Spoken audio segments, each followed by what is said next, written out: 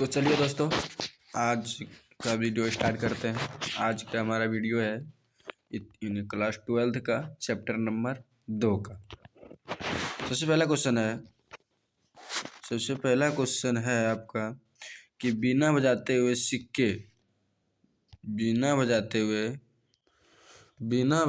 सिक्के किसने जारी किए थे? ये समुद्रगुप्त जारी किए। किसने जारी किए? समुद्रगुप्त ने जारी किए। अगला है फहियान कौन था? तो ये दोस्तों फहियान जो था ये चीनी तीर्थयात्री था। कौन था? चीनी तीर्थयात्री था। अगला है कि आश्रम व्यवस्था में आयु को कितने भागों में बांटा गया है? आश्रम व्यवस्था में आयु को कितने भागों में बांटा गया है? वो 4 भागों में बांटा है। कितने भागों में? 4 भागों में। अगला, यूरोप का समुद्रगुप्त कौन था? यूरोप का समुद्रगुप्त जो था वो नेपोलियन था। कौन था? नेपोलियन। अगला कहता है पुरुष सूक्त का उल्लेख किस ग्रंथ में है? यानी पुरुष सूक्त का उल्लेख किस ग्रंथ में है? तो पुरुष सूक्त का उल्लेख जो है ऋग्वेद ग्रंथ में। किस ग्रंथ में? ऋग्वेद में। अगला है कौटिल्य ने किस ग्रंथ की रचना की? कौटिल्य ने किस ग्रंथ की रचना की? कौटिल्य ने अर्थशास्त्र का रचना किया है। अगला, उपनिषद की संख्या कितनी है? उपनिषद की जो संख्या 108 है। उपनिषद की संख्या 108 है। अगला, मुद्रा राक्षस किसकी रचना है? मुद्रा राक्षस जो रचना है विशाखादत्त की है। अगला कि कादम्बरी के लेखक कौन है? कादम्बरी के लेखक बाणभट्ट है। कादम्बरी के लेखक बाणभट्ट है। अगला, किस ग्रंथ में 16 महाजनपद का उल्लेख मिलता है? तो किस ग्रंथ में 16 महाजनपद का उल्लेख मिलता है? तो इसमें ए और बी दे दिया है दोनों, लेकिन इसका आंसर कुछ अलग होना चाहिए। बात खत्म। चलिए आगे देखा जाए। अगला है कौशल महाजनपद किस नदी के किनारे स्थित था? तो ये सरयू नदी के किनारे है। आपको बता दें सरयू नदी के किनारे अयोध्या भी सरयू नदी के किनारे ही स्थित है।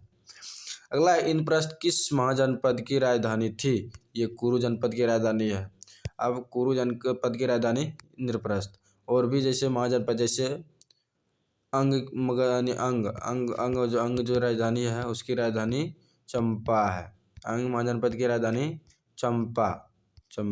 अंग जनपद की राजधानी चंपा। वत्स का कौशाम्बी, वज्जी का वैशाली। तो ये सब भी ध्यान देंगे आप। अगला है कि मौर्य वंश की स्थापना किसने की थी? चंद्रगुप्त मौर्य ने किया था। सबसे मस्त क्वेश्चन है ये। अगला, अशोक के अभिलेख किस भाषा में है? अशोक के अभिलेख जो है किस भाषा में? प्राकृत भाषा में। अगला है कलिंग युद्ध जो हुआ था कब हुआ था? ये मस्त क्वेश्चन है दोस्तों, ध्यान रखेंगे इसको। बहुत ज़्यादा यही क्वेश्चन है। कलिंग युद्ध कब हुआ था? तो कलिंग युद्ध 261 ईसा पूर्व में, यानी हाँ ठीक है। कलिंग युद्ध जो हुआ था 261 ईस्वी पूर्व में हुआ था। ध्यान रखेंगे आप। अगला है कि निम्नलिखित में से किस शासक ने सुदर्शन झील का निर्माण किया था? तो रुद्रदमन ने किया था। लेकिन ध्यान रखेंगे इसका रुद्रदमन तो यानी किया था, लेकिन आप ये ध्यान रखेंगे इसका जो यानी किया था साथ में पुष्यगुप्त। इसको ध्यान रखेंगे आप। किसको? पुष्यगुप्त। ध्यान रखेंगे।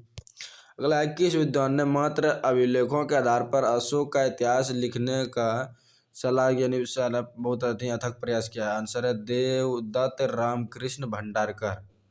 अगला है कौटिल्य की कृति यानी कौटिल्य द्वारा लिखा गया पुस्तक का नाम क्या है? तो वो अर्थशास्त्र है जिसको विष्णुगुप्त बोला जाता है। अगला, प्राचीन भारत में धम्म की शुरुआत किस शासक ने की? तो प्राचीन भारत में धम्म की शुरुआत अशोक ने किया था।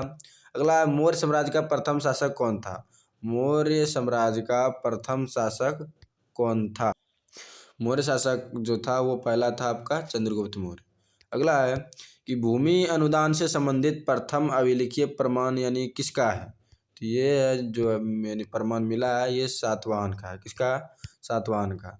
मेगास्थनीज जो है भारत में किसके दरबार में आया था? तो ये चंद्रगुप्त मौर्य के दरबार में आया था। और इसी से रिलेटेड एक क्वेश्चन पूछता है कि मेगास्थनीज के द्वारा लिखा गया पुस्तक कौन है? तो मेगास्थनीज के द्वारा लिखा गया पुस्तक जो है इंडिका है। और कभी काल इसी से पूछ लेता है कि इंडिका जो पुस्तक है, इंडिका पुस्तक से हमें यानी किसकी जानकारी मिलता है? तो ध्यान रखिएगा मौर्य वंश के बारे में जानकारी मिलता है। क्या बनता है? मौर्य वंश के बारे में जानकारी मिलता है। अगला है कि प्रयाग प्रशस्ति की रचना किसने की? तो हरिश्चंद्र ने किया था। अगला क्वेश्चन है कि समुद्रगुप्त की जानकारी यानी होती है प्रयाग प्रशस्ति से होती है। यानी प्रयाग प्रशस्ति कोई बुक है यानी ग्रंथ है, उससे हमें समुद्रगुप्त की जानकारी मिलती है। आपको पता होगा भारत का नेपोलियन भी किसे कहा जाता है? समुद्रगुप्त को कहा जाता है। अगला है जीवक वैद्य किस यानी वंश के काल में था? ये हर्यक वंश के काल में था, ध्यान रखिएगा। अगला है भारत का नेपोलियन किस शासक को कहा जाता है? बहुत यही क्वेश्चन है दोस्तों। भारत का नेपोलियन किस शासक को कहा जाता है? ये समुद्रगुप्त को कहा जाता है। अगला है मेगास्थनीज कौन था? तो मेगास्थनीज एक राजदूत था। कहता है फाहियान किसके शासन काल में भारत आया था? तो फाहियान जो है चंद्रगुप्त द्वितीय के शासन काल में आया। फाहियान किसके शासन काल में भारत आया? चंद्रगुप्त द्वितीय के शासन काल में आया, ध्यान रखेंगे। अगला गुप्तों के काल में कौन चीनी यात्री, गुप्तों के काल में कौन चीनी यात्री भारत आया था? गुप्तों के काल में चीनी यात्री फाहियान जो था वो भारत आया था। अगला है अभिज्ञान यानी कुशलतम जो है इसका रचनाकार कौन है? ये बहुत यही क्वेश्चन है, ये क्वेश्चन पूछा गया बहुत बार पूछा गया क्वेश्चन है। तो अभिज्ञान कुशलतम जो रचना है इसका कालिदास ने किया है।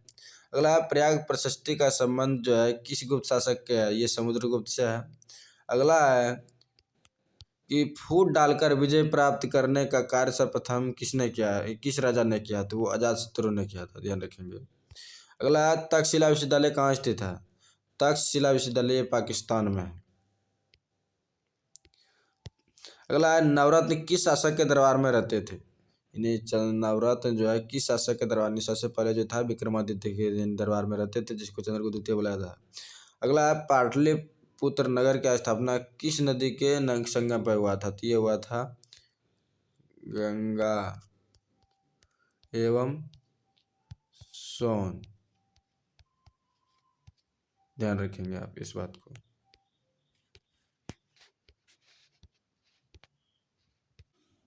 अगला क्वेश्चन है कि इंडिका की रचना यानी इंडिका जो पुस्तक है किसके द्वारा लिखा गया? तो मेगास्थनीज के द्वारा लिखा गया है। अगला है किस शिलालेख से अशोक द्वारा कलिंग विजय का पता चलता है? तो यानी कलिंग जो युद्ध हुआ था 261 ईसा पूर्व में हुआ था, आपको पता होगा। यानी कि बताना है कि यानी किस शिलालेख में कलिंग युद्ध का वर्णन? तो ये 13वें शिलालेख में, टोटल 14 को शिलालेख का ध्यान रखेंगे। तो अपने स्वयं के खर्चे से सुदर्शन झील का मरम्मत किसने करवाया था? तो ये रुद्राधर्मन ने किया था, ध्यान रहे। अगला है 510 ईस्वी में सती प्रथा के साक्ष्य वाला प्रथम अभिलेख यानी अभिलेख कहाँ से मिला है? तो ये एरन अभिलेख यानी जो अरन सागर से मिला है। अगला है कि कनिष्क का राज्यारोहण यानी कनिष्क का राज्यारोहण यानी विषय कब किया गया था? ये 78 ईस्वी में किया गया था, ध्यान रखेंगे। अगला समस्त भारत ही नहीं एशिया एवं यूरोप सर्वप्रथम हुनों को परास्त करने का श्रेय किस शासक को दिया जाता है? ये स्कंदगुप्त को जाता है। अगला मौर्य साम्राज्य का तृतीय शासक कौन था? तो मौर्य साम्राज्य का सबसे तृतीय जो शासक था अशोक था। इसको अशोक महान भी बोला जाता है, ध्यान रखेंगे। अशोक को देवानंद प्रिय भी बोला गया है, वो अपने आप को अभिलेख में बताया भी गया है। कहता है किसके अभिलेख में भूमिदान का उल्लेख मिलता है? तो ये प्रभावती गुप्त के अभिलेख में भूमिदान का उल्लेख मिलता है। अगला है कि पाटलिपुत्र की स्थापना किसने? तो पाटलिपुत्र की स्थापना उदयन ने किया है। बहुत वीवीआई क्वेश्चन है, लेकिन क्वेश्चन इसी से रिलेटेड पूछ लेता है। अगर पाटलिपुत्र की स्थापना का बात किया जाए तो उदयन ने किया है, लेकिन अगर पूछेगा पाटलिपुत्र को सबसे पहले राजधानी किसने बनाया था? तो वो चंद्रगुप्त मौर्य ने बनाया था। किसने बनाया था? चंद्रगुप्त मौर्य ने, ध्यान रखेंगे, चंद्रगुप्त मौर्य ने बनवाया था। अगला धामी की शुरुआत किसने की? तो धामी की शुरुआत दोस्तों अशोक ने किया था। अगला क्वेश्चन है कि अशोक किस वंश का शासक था? अशोक किस वंश का शासक था? ध्यान रखेंगे, अशोक जो है मौर्य वंश का शासक था। अगला मौर्य कला का निम्न में से कौन सर्वाधिक महत्वपूर्ण नमूना है? मौर्य कला स्तंभ है, ध्यान रखेंगे। अगला भारतीय इतिहास का कौन सा काल स्वर्ण काल के नाम से जाना जाता है? तो ये गुप्त काल है। ये क्वेश्चन भी सब्जेक्टिव में भी पूछा जाता है कि गुप्त काल को स्वर्ण काल क्यों कहा जाता है। अगला क्वेश्चन है कि राजतरंगिणी के लेखक कौन है? ये राजतरंगिणी के लेखक कौन है? तो ये कलहन द्वारा लिखा गया पुस्तक है। किसके द्वारा? कलहन द्वारा लिखा गया पुस्तक है, यानी राजतरंगिणी के लेखक जो है कलहन है। अगला है मौर्य काल के टकसाल का प्रधान को क्या कहा जाता था? तो मौर्य काल में टकसाल के प्रधान को लक्षणाध्यक्ष कहा जाता था। क्या कहा जाता था? लक्षणाध्यक्ष कहा जाता था। अगला है पाटलिपुत्र नगर की स्थापना की गई थी, यानी किसके द्वारा की गई? तो उदयभद्र के द्वारा किया, यानी उदय जिसको बोलते हैं। अगला है धम्म मात्रों को किसने नियुक्त किया था? तो ये अशोक ने किया था। किसने किया था? अशोक ने किया था। अगला पतंजलि के महाभाष्य से किसकी जानकारी मिलती है? तो ये मौर्य काल की जानकारी मिलती है। अगला अर्थशास्त्र के लेखक कौन है? तो अर्थशास्त्र के लेखक जो है चाणक्य, कौटिल्य या फिर विष्णुगुप्त, तीनों एक ही है, उसका नाम है। अगला है कि एलोरा में कैलाश मंदिर किस राजवंश ने निर्मित कराया? तो ये राष्ट्रकूट ने कराया, बात खत्म है। अगला है कि 5 चिन्ह वाले सिक्के बने होते थे, यानी किसका बना होता था ये बताना है। तो ये चांदी का बना होता था, साथ में तांबे का भी बना होता था, ध्यान रखेंगे। अगला पुराणों की कुल संख्या कितनी है? बहुत इजी क्वेश्चन है, लेकिन बहुत बार परीक्षा में पूछा गया प्रश्न है ये, ध्यान रखेंगे। पुराणों की संख्या जो है 18 है। अगला है वज्जी को सामाजिक ग्रंथों में कहा जाता है, यानी वज्जी को सामाजिक ग्रंथों में क्या कहा जाता है ये बताना है। तो वज्जी को सामाजिक ग्रंथों में गणतंत्र कहा जाता है। क्या कहा जाता है? गणतंत्र कहा जाता है। अगला अर्थशास्त्र एवं इंडिका से किस राजवंश के बारे में जानकारी मिलती है? तो ये मौर्य वंश के, यानी जानकारी मिलती है मौर्य वंश के बारे में। कहता है जनपद शब्द का शाब्दिक अर्थ क्या होता है? जनपद शब्द का शाब्दिक अर्थ होता है जहाँ लोग अपना घर बनाते हैं, उसी को हम लोग क्या यानी बसते हैं जाके वहीं, उसी को क्या कहते हैं? जनपद कहते हैं। अगला क्वेश्चन है 16 महाजनपद में सबसे शक्तिशाली यानी जनपद को महाजनपद कौन था? तो इस सबसे शक्तिशाली महाजनपद मगध था। आपको पता होगा मगध की राजधानी कहाँ है? गिरिब्रिज है। कहाँ है? गिरिब्रिज, ध्यान रखेंगे। अगला है समुद्रगुप्त की तुलना किस यूरोपीय शासक से की जाती है? यानी समुद्रगुप्त की जो तुलना किया जाती है किससे किया जाता है? नेपोलियन से किया जाता है। अगला इंडिका की पुस्तक के लेखक कौन है? बहुत वीवीआई क्वेश्चन दोस्तों, ध्यान रखेंगे। ये जो क्वेश्चन है बहुत इजी क्वेश्चन है, लेकिन बहुत बार परीक्षा में पूछा गया ये क्वेश्चन है, ध्यान रखेंगे। तो इंडिका पुस्तक के लेखक कौन है? मेगास्थनीज है। इंडिका पुस्तक के लेखक कौन है? मेगास्थनीज। अगला क्वेश्चन है अशोक द्वारा प्रचारित बौद्ध धर्म कहाँ नहीं था? मतलब ये आपको पता होगा अशोक ने अपने पुत्र और पुत्री को श्रीलंका भेजा था बौद्ध धर्म का प्रचार करने के लिए, लेकिन ये पूछ रहा है कहाँ नहीं, तो ये ब्रिटेन इसका आंसर सही होगा। अगला है कि अशोक का संबंध किस वंश से है? तो अशोक का संबंध जो है मौर्य वंश से है, ध्यान रखेंगे। मौर्य वंश का यानी संबंध, यानी अशोक का संबंध जो है मौर्य वंश था। इसका कहने का तात्पर्य यह हुआ कि मौर्य वंश का राजा था ये अशोक। अगला महाभाष्य के लेखक कौन है? महाभाष्य के लेखक कौन है? तो महाभाष्य का जो लेखक है ये पतंजलि है। अगला है किस शासक को प्रियदर्शी कहा जाता है? ये बिंदु साथ दे दिया दोस्तों, लेकिन इसमें इसका आंसर होगा अशोक। क्या होगा? अशोक, ध्यान रखेंगे। अशोक होगा। क्या होगा? अशोक होगा, इस बात को ध्यान में रखेंगे। तो चलिए दोस्तों, आज का आपका क्वेश्चन यही ख़त्म होता है।